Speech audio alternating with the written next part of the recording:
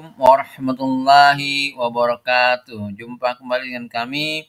Kali ini kami akan sampaikan tema tentang pembinaan mental untuk para narapidana, penghuni lapas, dan untuk para pelaku kejahatan. Saya Samsuri, Presiden KMM, Komunitas Masyarakat Mandiri, dan juga penulis artikel-artikel Islami di blog www.oski.blogspot.com. Nomor WA 0821 2577 1557. Salam kenal, salam bahagia untuk Anda semua, sahabat rakyat Indonesia dimanapun Anda berada. Begitu miris masyarakat kita, walaupun mayoritas muslim, tetapi menyedihkan banyak terjadi kejahatan di sekitar kita, baik yang dilakukan oleh para pejabat maupun oleh rakyat jelata. Berbagai kejahatan semakin marak terjadi seperti pencurian, begal dan penjambretan, pembunuhan, pemerkosaan, tawuran, bullying, bahkan mulai dari kalangan pelajar, KDRT, kekerasan dalam rumah tangga, hingga saling bunuh antar anggota keluarga, narkoba dan perjudian, penjualan orang dan organ tubuh manusia, korupsi dengan angka-angka yang sangat fantastis, pelacuran dan bisnis esek-esek, hubungan suami istri di luar nikah, pengguguran kandungan hingga pembuangan bayi, dan lain-lain. Ini sangat memprihatinkan bagi kita semua, apalagi orang Islam, orang-orang yang beriman harus memiliki kepedulian terhadap hal ini. Dan sangat disayangkan para pemimpin kita tidak memiliki kepedulian yang lebih terhadap hal ini. Bagaimana cara mencegahnya? Yang mereka tahu hanya menghukum orang setelah kejadian terjadi. Seharusnya perilaku ini bisa dideteksi sejak dini sehingga bisa dilakukan pencegahan dan tidak terjadi kejahatan tersebut.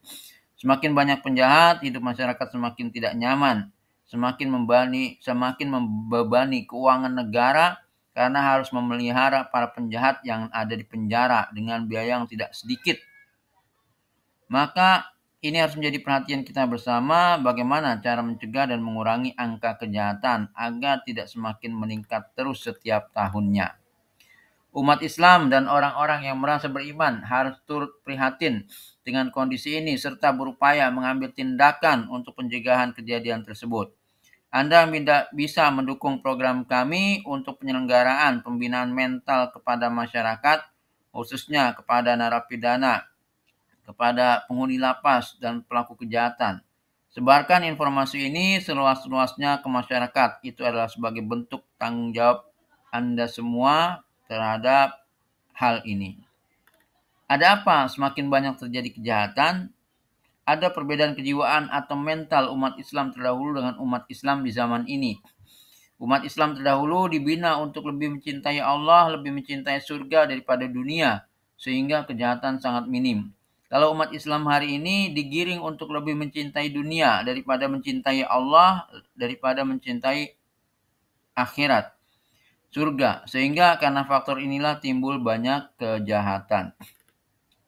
Penyakit mental inilah yang harus dibenahi oleh umat Islam, oleh bangsa ini. Selama umat ini digiring untuk lebih mencintai dunia, maka berbagai kejahatan itu akan terjadi. Karena faktor ini juga bangsa Indonesia menjadi bangsa yang lemah, bangsa yang begitu mudah dikuasai oleh bangsa lain. Sebagaimana sabda Nabi SAW dalam sebuah hadis, hampir saja bangsa-bangsa memangsa kalian sebagaimana orang lapar menghadapi meja penuh hidangan. Sahabat bertanya, apakah saat itu jumlah kami sedikit? Jawab Nabi SAW, bahkan saat itu jumlah kalian banyak. Akan tetapi seperti buih di laut. Allah akan cabut rasa takut dari dada musuh kalian dan sungguh Allah akan mencampakkan penyakit wahan dalam hatimu. Sahabat bertanya, ya Rasulullah, apa itu wahan? Jawab Nabi SAW, cinta dunia dan takut mati. Hadis riwayat Abu Daud dan Ahmad. Sahabat umat Islam, rakyat Indonesia, semoga kita dirahmati Allah Azza wa Jalla. Penyakit cinta dunia inilah yang diperingatkan oleh Nabi SAW sejak beliau masih hidup. Beliau sudah ingatkan kepada para sahabat. Penyakit cinta dunia bukan saja menghasilkan berbagai kejahatan yang luar biasa, tetapi juga kita menjadi lemah dan menjadi mudah dikalahkan oleh bangsa lain. Sahabat, dimanapun Anda berada, inilah tips kami agar bisa mengurangi angka kejahatan. Jangan lupa like and subscribe channel YouTube ini.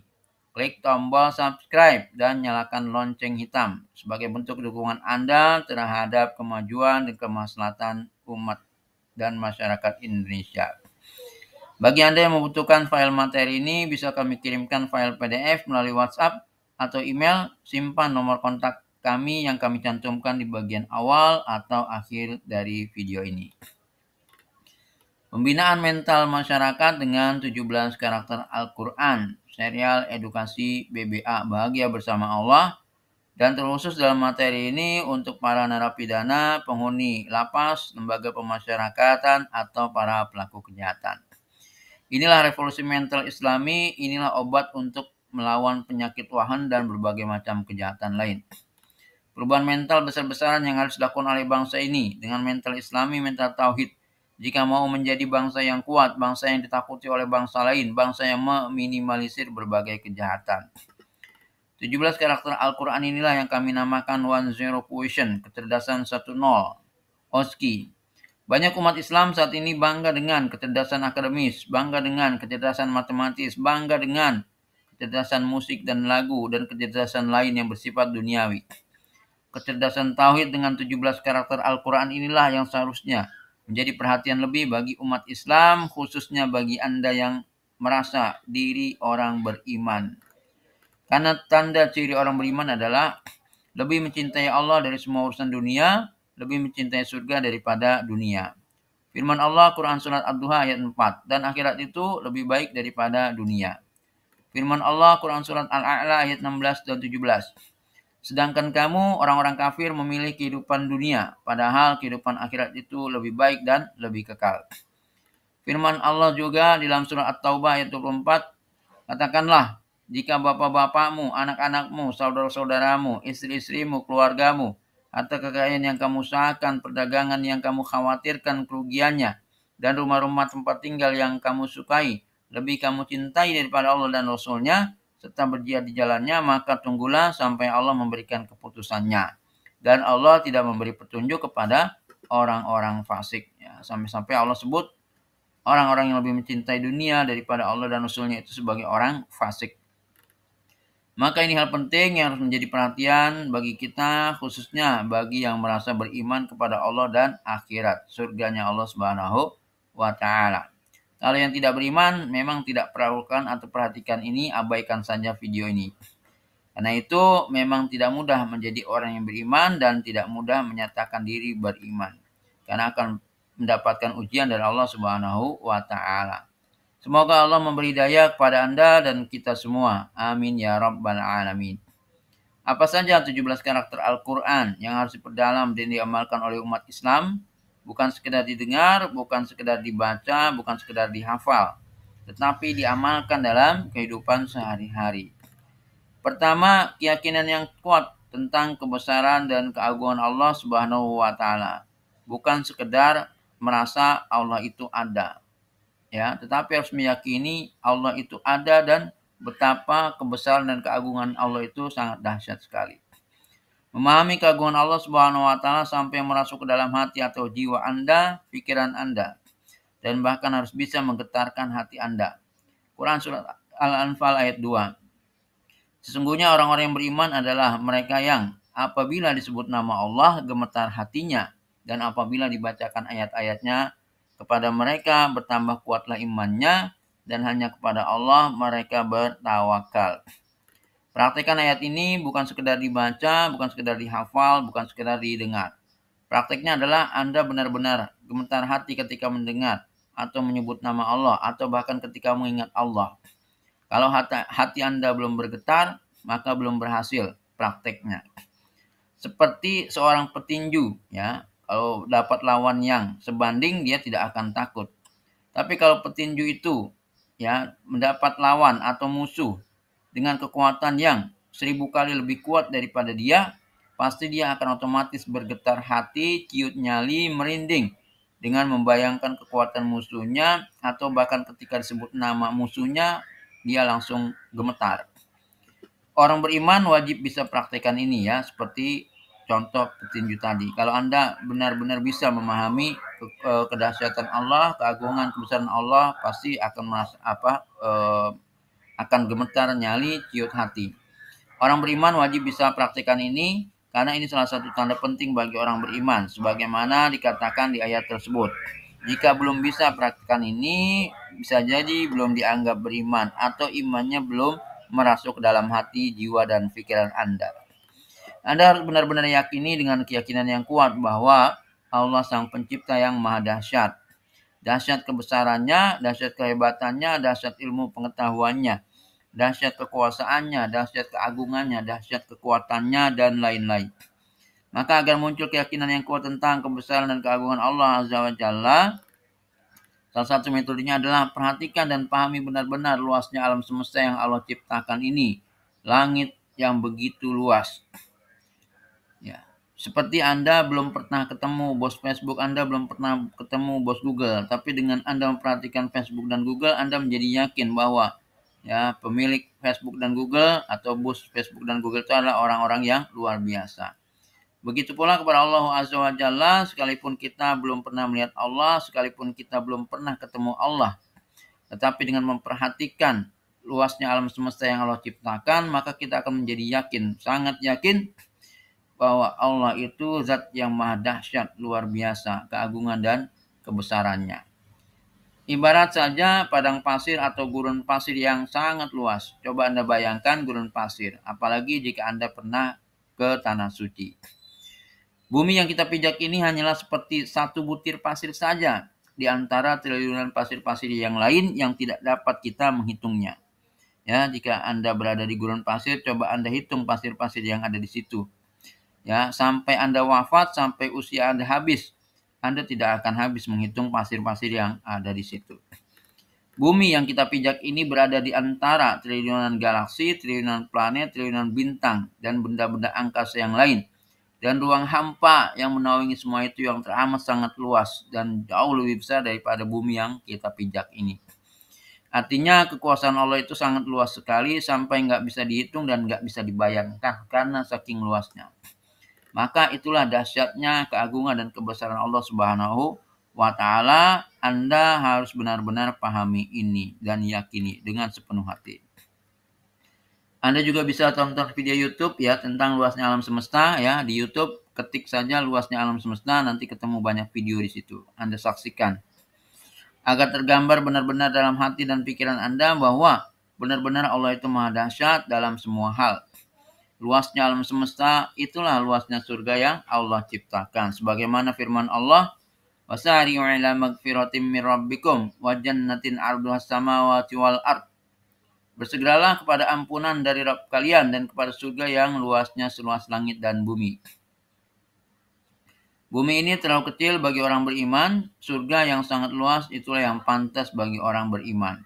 Jika di bumi ini Anda hanya punya rumah seluas 1000 hektar, sekalipun 1000 hektar, maka di surga nanti Anda bisa punya istana sebesar satu galaksi. Istana dunia Anda terlalu kecil jika dibandingkan satu galaksi, bahkan bumi ini pun terlalu kecil jika dibandingkan satu galaksi. Kenapa Anda lebih mencintai dunia yang begitu kecil dibandingkan surga Allah yang teramat besar dan luas? Maka benar-benar tidak pantas bagi orang beriman jika lebih mencintai dunia daripada akhirat. Tidak pantas bagi orang beriman jika lebih mencintai dunia daripada akhirat. Tidak pantas bagi orang beriman jika lebih mencintai dunia daripada surganya Allah Azza wa Jalla. Di zaman Nabi SAW belum ada teropong bintang, belum ada satelit untuk bisa melihat luasnya alam semesta. Tetapi keimanan mereka sangat besar terhadap kebesaran dan keagungan Allah Subhanahu wa Ta'ala dan terhadap surganya Allah Azza wa Jalla. Di zaman ini sudah canggih, manusia sudah punya teropong bintang, sudah punya satelit. Ya, pesawat luar angkasa bisa menyaksikan indahnya dan luasnya alam semesta. Tetapi kenapa masih lebih berat dunianya daripada akhiratnya? Inilah yang belum dipahami oleh umat Islam zaman ini. Kenapa ini penting? Karena jika Anda tidak meyakini dan menjiwai sepenuh hati tentang kebesaran, keagungan, dan kedahsyatan Allah Subhanahu wa Ta'ala, Anda akan sulit mengamalkan perintah atau larangan Allah. Anda sulit menurunkan ego Anda kepada orang lain. Anda sulit beralih dari cinta dunia kepada cinta Allah. Anda sulit beralih dari cinta dunia kepada cinta akhirat, kepada cinta surga. Anda sulit mengamalkan 16 karakter yang lain yang kami sampaikan di serial edukasi BBA ini. Hanya dengan memahami keagungan dan kebesaran Allah, Anda bisa meredam rasa cinta dunia yang berlebihan. Jika Anda memahami keagungan dan kebesaran Allah dengan baik, maka Anda akan mudah berbuat sesuatu itu benar-benar karena Allah. Bahagiamu karena Allah, bukan karena wanita. Bahagiamu karena Allah, bukan karena harta dan jabatan. Bahagiamu hanya dengan Allah, bukan dengan kemewahan dunia. Maka dengan memahami hal ini saja, Anda tidak akan mau berbuat kejahatan lagi. Karena harta dunia semewah apapun terlalu kecil dibandingkan dengan megahnya istana di surga nanti. Jika Anda sudah bisa memandang rendah dunia, memandang remeh dunia ini dibandingkan surga, ya, dan meyakini dengan kuat mewahnya surga, maka tidak ada nafsu lagi Anda untuk berbuat kejahatan, berebut harta, berebut kekayaan, dan lain-lain. Yang kedua, ridho dengan takdir yang Allah tetapkan, ridho dengan pemberian Allah. Allah itu maha tahu dan maha luas ilmu pengetahuannya. Pengetahuan Anda itu terlalu sedikit dibandingkan ilmu Allah Subhanahu wa Ta'ala. Maka tunduk patuhlah kepada Allah. Jika Allah sudah menetapkan suatu atas diri Anda, jangan sok tahu terhadap ketetapan Allah. Sebagaimana kalau Anda jago matematika, tetapi Anda juga punya teman yang 1000 kali lebih jago matematikanya daripada Anda. Pasti Anda tunduk patuh kepada orang itu, ya. Urusan matematika pasti Anda nyerah. Maka begitu pula dengan kepada Allah Subhanahu wa Ta'ala. Allah yang luas pengetahuannya, lebih baik kita pasrahkan saja kepada Allah. Jika Allah mentakdirkan suatu terjadi, maka tidak ada yang dapat menolaknya. Dan jika Allah menolak suatu terjadi, maka tidak ada yang dapat mewujudkannya. Jika Allah telah mengizinkan suatu terjadi, maka itu sudah atas pertimbangan terbaik dari Allah dengan segala keluasan ilmu pengetahuannya, bukan berdasarkan pikiran manusia yang sangat sempit sekali. Seperti Anda memperlakukan anak Anda ketika anak Anda mau keluar malam. Baik Anda izinkan ataupun Anda tidak izinkan, itu sudah atas pertimbangan Anda yang matang. Ya, sekalipun Anda tidak izinkan, itu untuk kebaikan anak Anda, bukan karena Anda benci kepada anak Anda. Maka begitu pula jika Allah sudah mengizinkan atau mentakdirkan suatu hal buruk sekalipun terjadi pada diri Anda, pasti itu atas keluasan ilmu Allah untuk memberikan hal yang terbaik untuk Anda. Bukan karena Allah benci kepada Anda atau bukan karena Allah ingin menghinakan Anda dan lain-lain. Seperti terjadinya bencana, gunung meletus, banjir, gempa bumi, kebakaran, dan lain-lain. Tidak ada seorang pun yang dapat menolaknya. Kita hanya bisa menerima. Baik menerima dengan sukarela ataupun terpaksa. Kejadian itu terjadi. Tetapi daripada menerima dengan terpaksa, lebih baik menerima dengan sukarela. Atau seperti Allah melahirkan Anda dari orang tua Anda. Kenapa Anda tidak jadi anak raja, Anda tidak jadi anak presiden, tidak jadi anak konglomerat? Ya, kita terima saja dengan ridho dan lapang dada atas ketetapan Allah itu. Sekalipun kita terlahir dari keluarga yang paling miskin. Maka begitu pula dengan permasalahan lainnya, jika Allah sudah takdirkan itu terjadi pada diri kita, maka terima saja dengan ridho dan lapang dada. Tidak perlu stres, tidak perlu pusing, dan seterusnya. Pasti Allah berikan kebaikan untuk kita. Yakini saja positive thinking kepada Allah Subhanahu wa Ta'ala. Yang ketiga, sabar dengan takdir Allah sekalipun yang tidak enak. Setiap manusia menginginkan hidup itu lancar-lancar saja. Setiap manusia menginginkan hidup itu baik-baik saja. Setiap manusia menginginkan hidup itu sukses-sukses saja, yang enak-enak saja, dengan segala daya upaya maksimal dan gigih untuk memperjuangkannya. Tetapi sudah menjadi ketetapan Allah bahwa Allah akan memberikan ujian dan cobaan dalam rangka untuk melihat bukti keimanan hamba kepadanya. Sebagaimana dalam Quran Surat Al-Baqarah yang artinya, dan pasti akan kami berikan cobaan dengan sedikit ketakutan, kelaparan, kekurangan harta dan jiwa, dan kekurangan buah-buahan, dan beritakanlah kabar gembira kepada orang-orang yang sabar.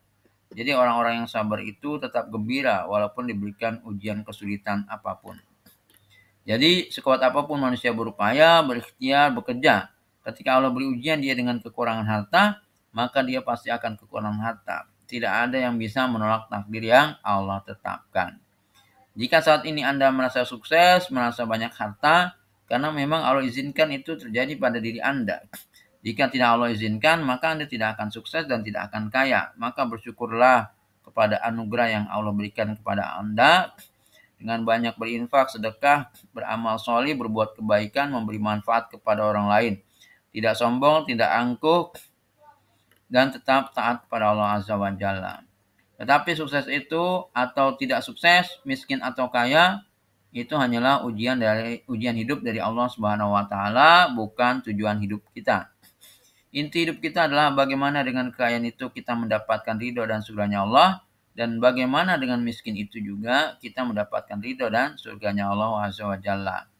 Bagaimana dengan kesuksesan dunia itu kita mendapatkan ridho dan surganya Allah, yaitu dengan banyak berinfak, sedekah, membantu orang lain, tidak sombong, tidak angkuh, tidak merendahkan orang lain, tetap tunduk patuh kepada Allah, tetap beribadah kepada Allah Azza wa Jalla. Dan bagaimana dengan ketidaksuksesan, kemiskinan, kesulitan dunia itu juga kita mendapatkan ridho dan surganya Allah, yaitu dengan sabar, ridho dan ikhlas dengan takdir yang Allah berikan, menerima terhadap ketetapan Allah, tetap taat kepada Allah, dan tetap beribadah kepada Allah Azza wa Jalla. Tidak perlu putus asa, keluh kesah, dan seterusnya. Kekayaan dan jabatan bukan untuk disombongkan, bukan untuk meremehkan orang lain. Kemiskinan pun bukan untuk dikeluhkan. Kembali tentang sabar. Salah satu makna sabar yang penting untuk kita pahami adalah mampu menerima hal-hal yang tidak enak yang Allah takdirkan untuk kita dengan ridho dan lapang dada. Kalau hal yang enak-enak sudah pasti Anda semua senang menerimanya. Tidak diragukan. Tetapi kalau hal yang tidak enak tentu tidak mudah. Sulit untuk Anda atau orang lain menerimanya. Maka inilah pentingnya perintah sabar. Banyak sekali ayat dalam Al-Quran yang memerintahkan kita untuk sabar. Kalau hidup itu enak terus, maka kita tidak pernah bisa mengamalkan perintah Allah yang satu ini. Padahal itu adalah anugerah yang begitu besar. Maka itulah Allah berikan ujian agar Anda punya kesempatan untuk mengamalkan perintah sabar ini. Bahwa manfaat sabar itu sangat banyak sekali, diantaranya beberapa hal yang kami sebutkan di sini. Pertama, mendapatkan pahala tanpa batas. Tidak ada amalan lain yang pahalanya tanpa batas kecuali sabar. Amalan lain pahalanya ada hitungannya, ada kadarnya. Seperti sholat, pahalanya 27 derajat dan seterusnya. Quran Surat Az-Zumar ayat 10, Allah berfirman, sungguhnya hanya orang-orang yang bersabarlah yang dicukupkan pahala mereka tanpa batas. Yang kedua, masuk surga tanpa hisab.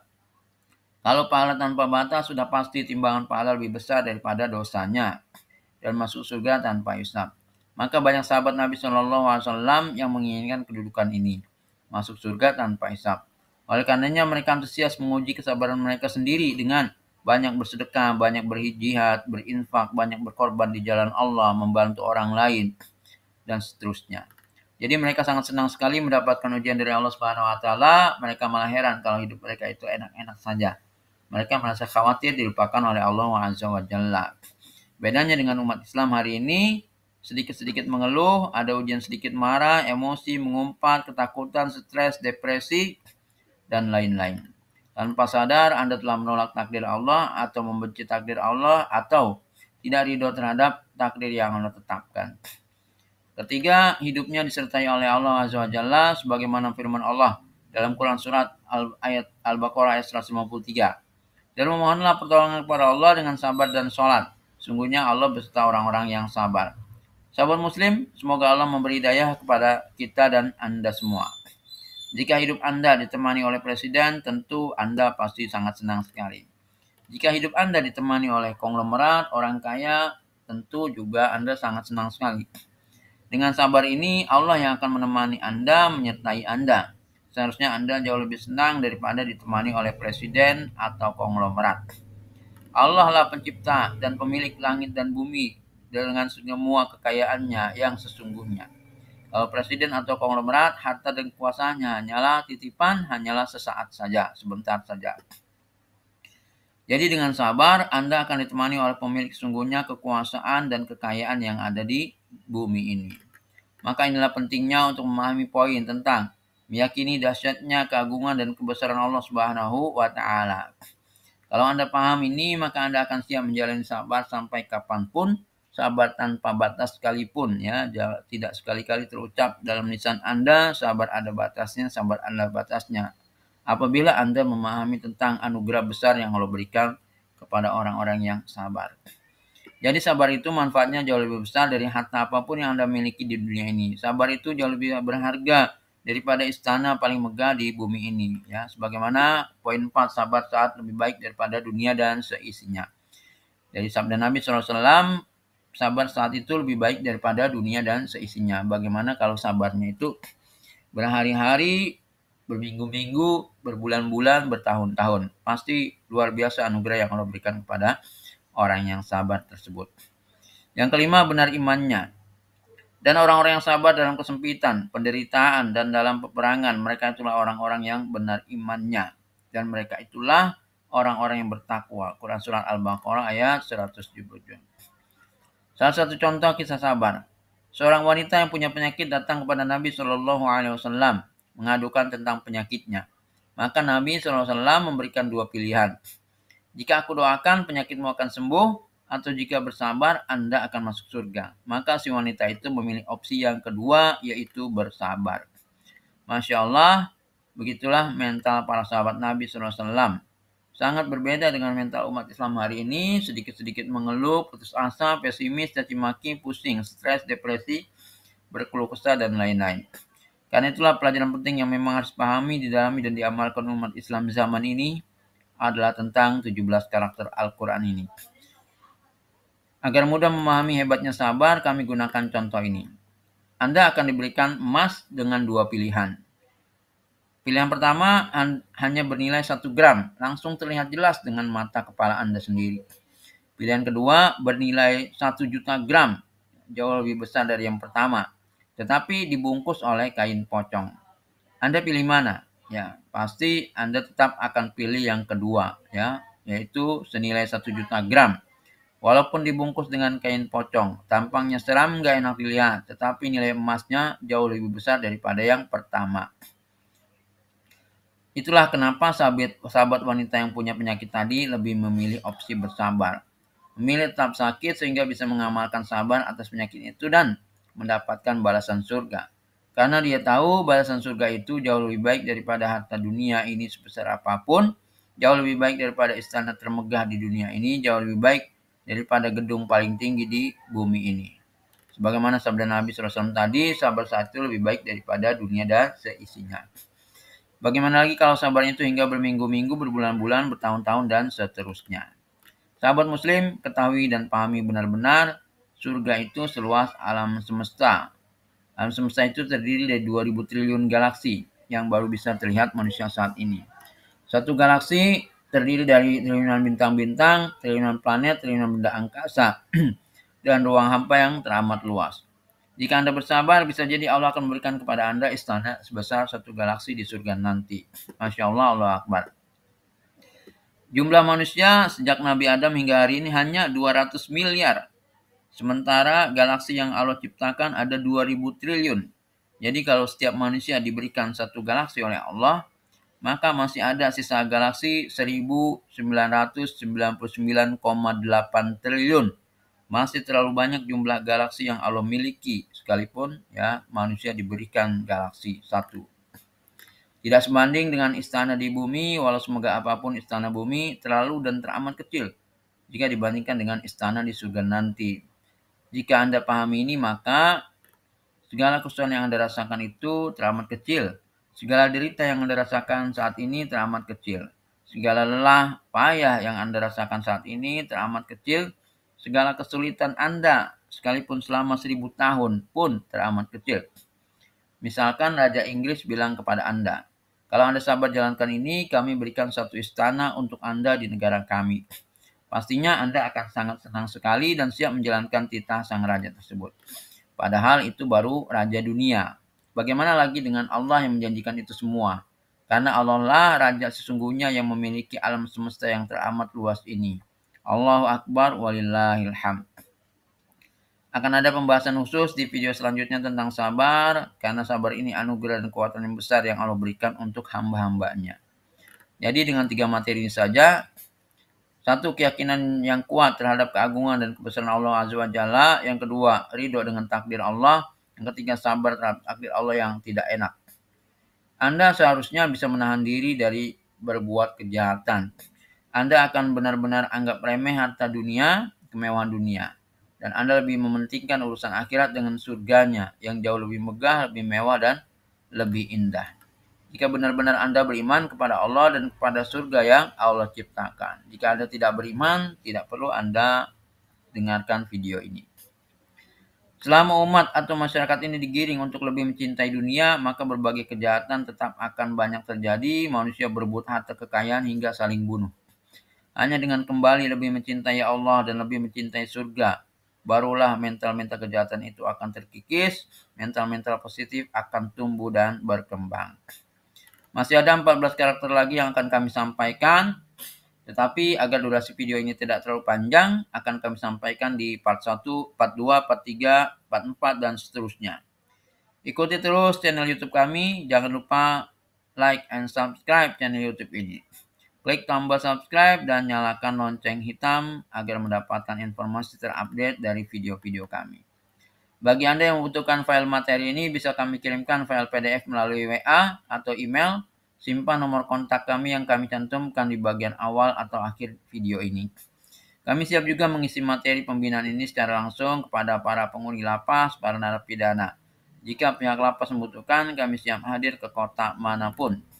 Saya Samsuri, Presiden KMM, Komunitas Masyarakat Mandiri, dan juga penulis artikel-artikel Islami di blog www.oski.blogspot.com. Nomor WA 0821 2577 1557. Semoga bermanfaat, kurang lebihnya kami mohon maaf. Assalamualaikum warahmatullahi wabarakatuh.